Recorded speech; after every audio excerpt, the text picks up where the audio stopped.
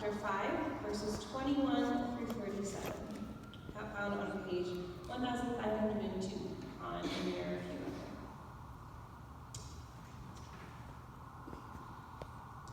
You have heard that it was said to the people long ago, "Do not murder, and anyone who murders will be subject to judgment. But I tell you that anyone who is angry with his brother will be subject to judgment. Again, anyone who says to his brother, Raka," which means you fool, "will be answerable to the Sanhedrin. But anyone who says, you fool," or, I'm so sorry, Raka, I believe it's similar to foolish, but it says, "You fool," will be in danger of the fire of hell. Therefore, if you are offering your gift at the altar, and there remember that your brother has something against you, leave your gift there in front of the altar. First go and be reconciled to your brother, then come and offer your gift. Settle matters quickly with your adversary who is taking you to court. Do it while you are still with him on the way, or he may hand you over to the judge, and the judge may hand you over to the officer, and you may be thrown into prison. I tell you the truth, you will not get out until you have paid the last penny. You have heard that it was said, 'Do not commit adultery.' But I tell you that anyone who looks at a woman lustfully has already committed adultery with her in his heart. If your right eye causes you to sin, gouge it out and throw it away. It is better for you to lose the one part of your body than for your whole body to be thrown into hell. And if your right hand causes you to sin, cut it off and throw it away. It is better for you to lose one part of your body than for the whole body to go into hell. And has been said, anyone who divorces his wife must give her a certificate of divorce. But I tell you that anyone who divorces his wife, except for marital unfaithfulness, causes her to become an adulteress, and anyone who marries a divorced woman commits adultery. Again, you have heard that it was said to the people long ago, 'Do not break your oath, but keep the oaths you have made to the Lord.' But I tell you, do not swear at all, either by heaven, for it is God's throne, or by the earth, for it is his footstool, or by Jerusalem, for it is the city of the great King. And do not swear by your head, for you cannot make even one hair white or black. Simply let your yes be yes, and your no, no, and anything beyond this comes from the evil one." The word of the Lord. Thanks be to God. That's a lot. Would you pray with me? God, thank you for this opportunity to be together and to look at these passages. God, thank you that you are with us as we read Scripture, and that we don't do it alone. We read it together, and we can ask questions, we can receive insight from each other, from the Holy Spirit as you work through us and through the witness of our lives. And God, I pray that you would open our minds and our hearts to receive what you would speak. And as always, may the words of my mouth and the meditations of all of our hearts together be acceptable in your sight, O Lord, our strength and our Redeemer. Amen. So, in the first passage we heard this read, "This day I call heaven and earth as witnesses against you that I have set before you life and death, blessings and curses. Now choose life that you and your children may live, and you may love the Lord your God, listen to God's voice, and hold fast to God." Okay, sermon's done, right? We're good? That's pretty much a good overview. No, just kidding. We need to talk about that more, because it gets complicated, right? I wonder if I were to ask you what it means to choose life in your day-to-day living, what you would say. We receive this invitation, this command from God to choose life and not death, so that we may receive God's blessings and hold fast to God.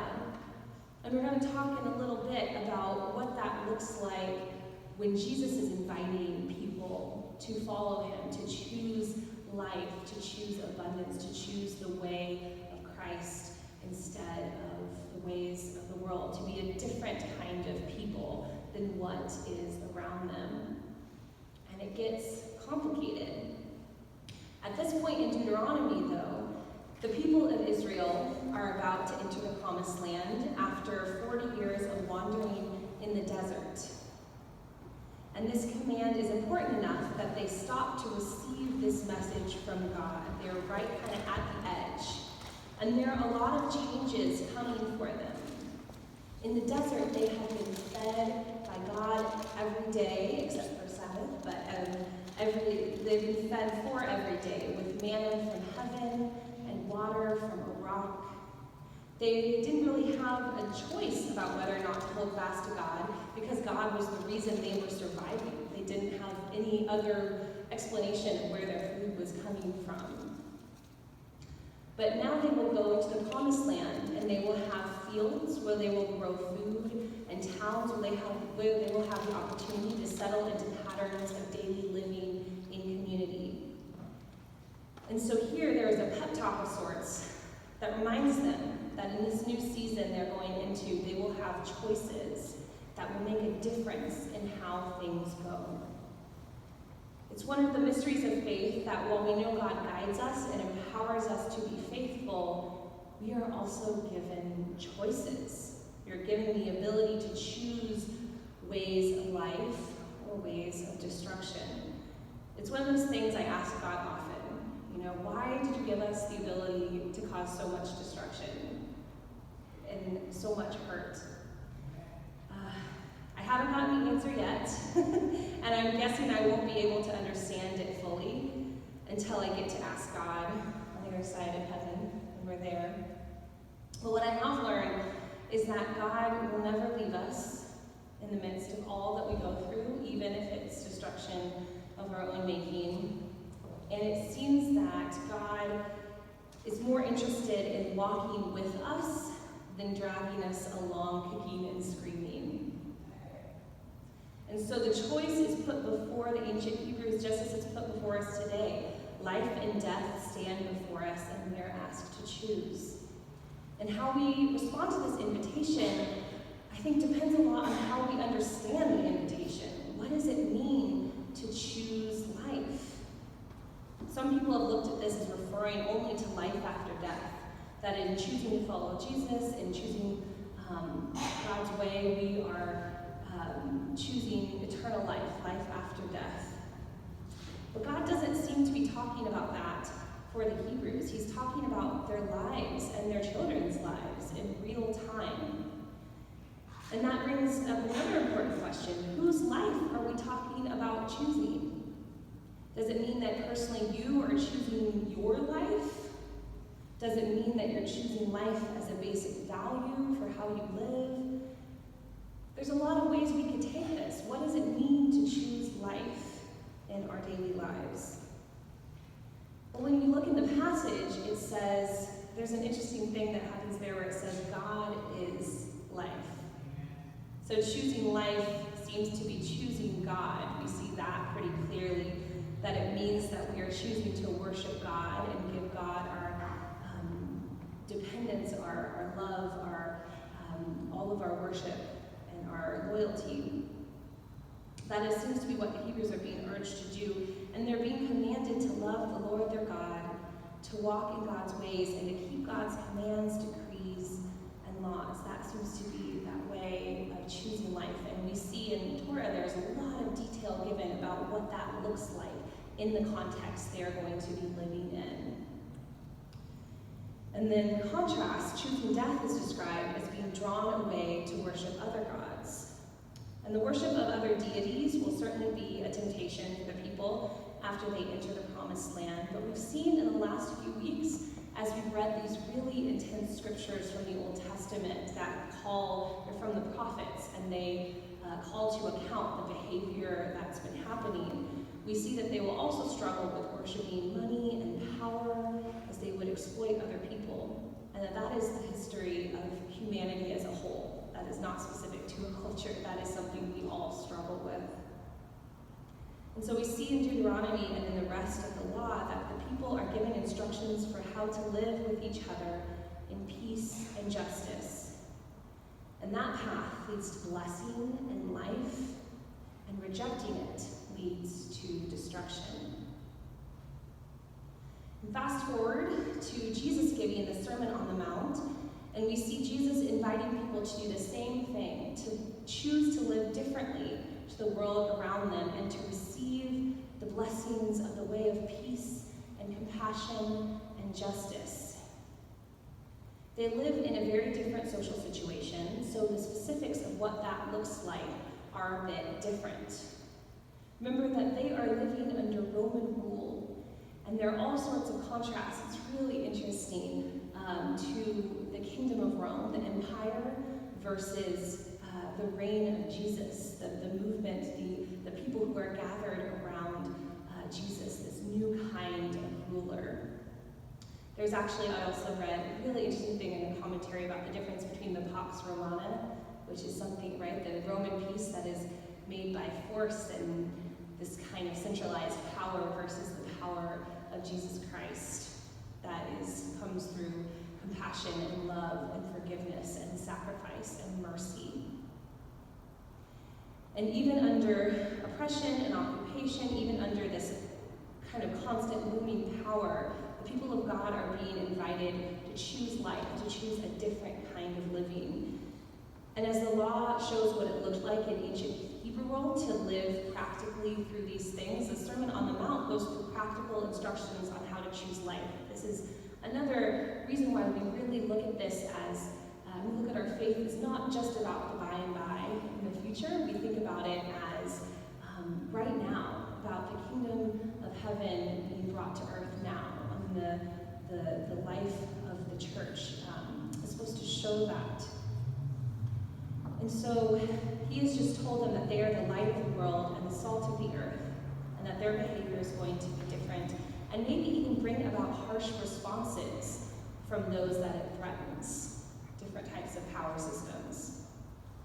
And when you look at the teachings I just read, and there are a lot, right? I think a sermon could be written on each of those kind of different little sections, but there's some themes I think that come out through them as you read.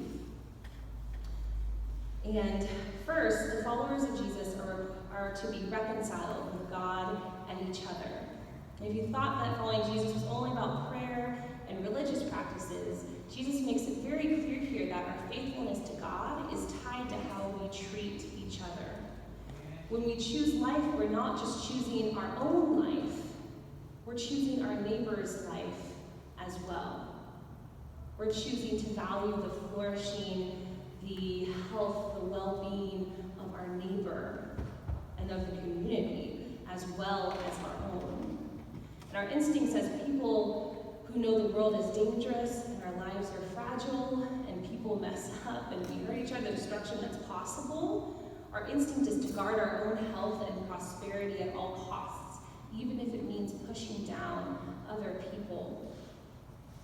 And the way of life of peace looks so different, and it is important that we are reconciled to our brothers and sisters. It is so important to Jesus that we are reconciled, that Jesus says to leave worship if we remember that someone has something against us. And it's so interesting. If you notice, it's not that if we have something against somebody else, or we're angry, or we feel guilty even about something we've done. It's if we remember someone is upset with us. So, regardless about how we feel about the situation, we are urged to be reconciled if the other person is upset. We are told to choose their life and well-being as part of our worship. And we're told that our anger makes us liable to judgment. This is one of these passages that's really interesting, and these passages can be tricky because I think they've been used in some ways sometimes that have potentially been harmful, this idea that you are not allowed to feel angry. But it's interesting that it says you're liable when you're angry. And I wonder if that pulls us more to, it's not necessarily the anger, it's what are you doing with it? You have this anger, so then you have kind of a choice there, right? It's like when you're liable when you're choosing life or death, right? When you have these blessings or curses in front of you, and you have this anger, then what do you do with it? I don't think, especially that this means to never be angry, because I think anger is sometimes respond to action. Like it could lead us to protect those who are suffering injustice, or to be honest about something that's happening that we need to work for change. And when it makes us liable, the negative side of that is we see how carrying resentment around for our neighbor certainly leads to death in our spirit and in our relationships. So it can lead to good things, or it can lead to blessings or curses, right? And one of my favorite books of all time is The Great Divorce by C.S. Lewis. I love it so much. It is a book that he has this kind of imaginative take on heaven and hell. He says in the foreword thing that, it's not supposed to be taken literally, but it's this kind of thought experiment about hell and heaven and what keeps us from receiving God's blessings. How there are things that we refuse God's blessings. And the main character who's narrating everything visits hell. It's on a bus. It's a fascinating book. I totally recommend it. But the description of hell is such a fascinating thing to me. Because what it is it's this gray city, and it's completely evacuated, like completely empty in the middle of it. And it's described to him that what happens is when people get in disagreements, they just move away from each other. When it gets hard, or when there's some friction or something, they just continue to move away and away and away. And so everybody lives apart from each other in these houses that are kind of outside of the city. And then there's a mansion way off in the distance, and he asks, well, what is that? And he's told that that's Napoleon's house. And that what Napoleon does all day in that house is just walk the halls, saying it was Josephine's fault.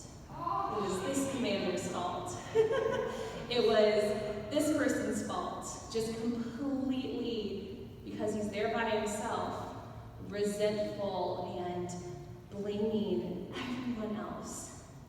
But that, to C.S. Lewis, is what hell is, which I thought was fascinating, right? It's complete, if we think of heaven as reconciliation with God and each other, hell then would be complete distance, complete separation, kind of being left to our resentment and that anger that would eat us up and would separate us from those we love, or those who we should be reconciled to. And I see that in these commandments so clearly. And like we said last week, reconciliation and justice is not just about the one who has been hurt, but it's about health and wholeness and healing for the one who is doing the oppressing or doing the healing. Because that's not good for us to attempt to be God, to lord over other people, or to oppress other people. That rots us. And so the section about adultery actually focuses, it's interesting, on the harm that comes to the person who is doing the wrong, the person who is objectifying another person and is not choosing the life and dignity of their neighbor who they're looking at. And the part about cutting off hands and gouging out eyes can seem really harsh. And I know that's one of those hard ones to read, right? And we ask, Jesus, are you actually asking us to do that? And I don't think that is the case. He's asking us to remember that the life of the person we may harm is more important than letting our hands or our eyes wander. He's asking us to choose that person's life over our need to let our behavior go willy-nilly. And so I think this is important, and it can seem like an extreme thing, but how often do we hear people say that, oh, my hand has a mind of its own, right? How often do we hear things like, oh, boys will be boys, right? This idea that we don't have control, we don't have a sense of being able to choose a person's dignity in life over our instincts. And when I think about this, and especially the cutting off of a hand or something, I actually think about something that my brother-in-law, who does with their kids. He's a fantastic father, and there is, I'm sure, often you know this situation if you're a parent or been around kids. Sometimes a kid will come to you wailing because they have knocked their hand on something, or a lot of times it has to do with a sibling who has shoved them or whatever. They're overreacting a little bit.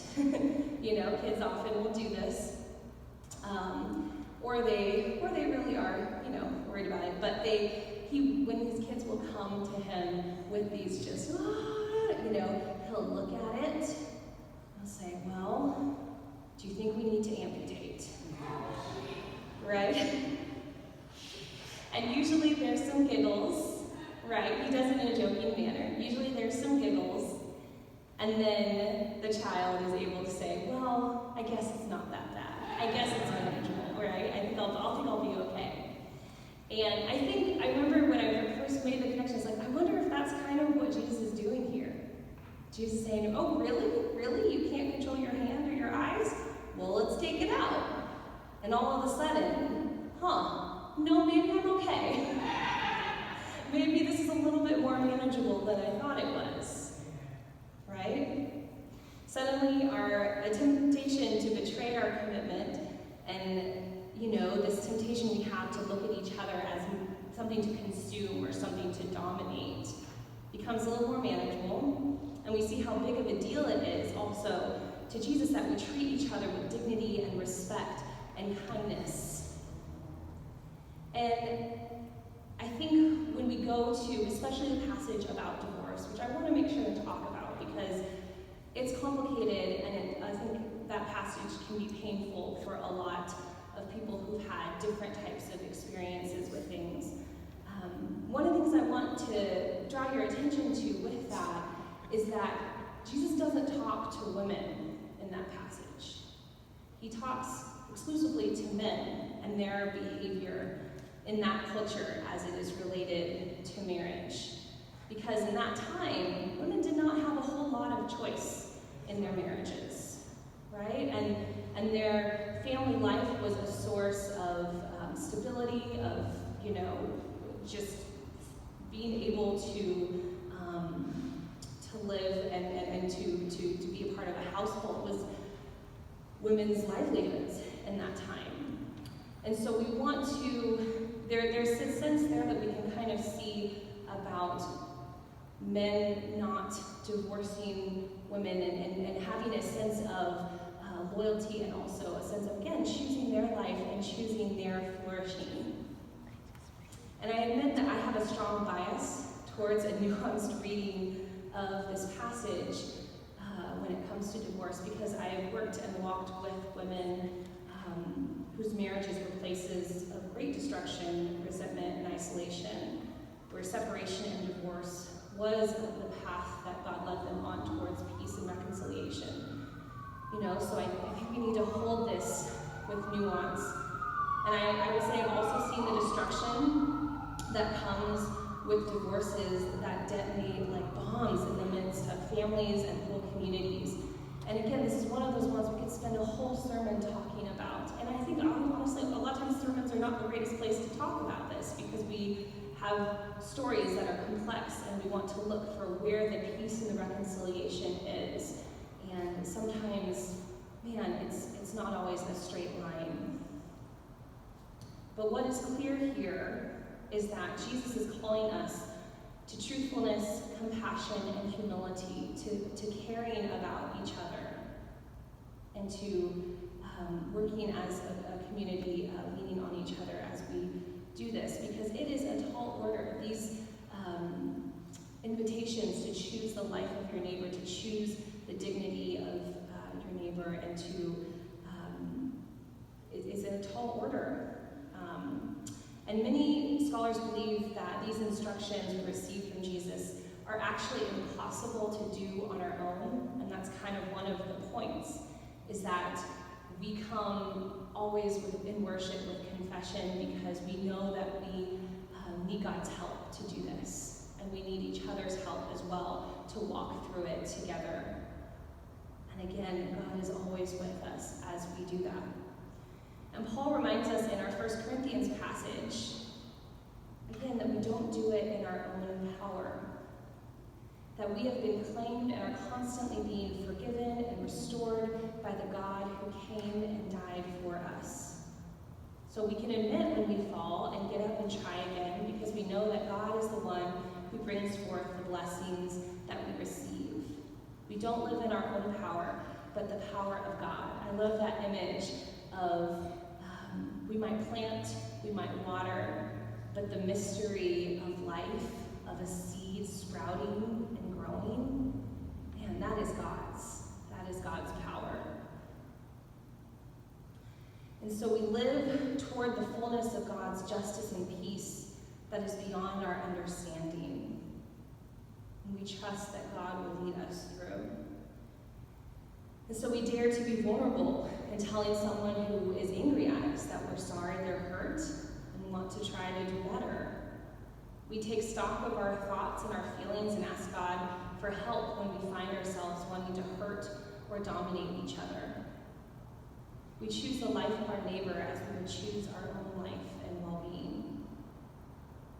In a few moments, we're going to read together again the affirmation of faith that we read a couple weeks ago from the writing of Dr. Martin Luther King Jr. And I invite you to imagine the world that he describes. It's a world of choosing life and receiving the blessings of hope and peace. And we read it and we say, this is a tall order. This is a lot of work we're going to have to do. But I think that's part of the Sermon on the Mount, and this invitation of choosing life and blessings is that we trust that God, when God invites us to something, that it is possible, that we can get there, and that there will be blessing, even if we can't know exactly when it will come, that God's blessing goes with us as we work for justice and for peace in this world. So may we live as a people choosing life, not limited by our own power, but in the unending power and life-giving peace of God. As we think about these scriptures, as we come to God with our questions, with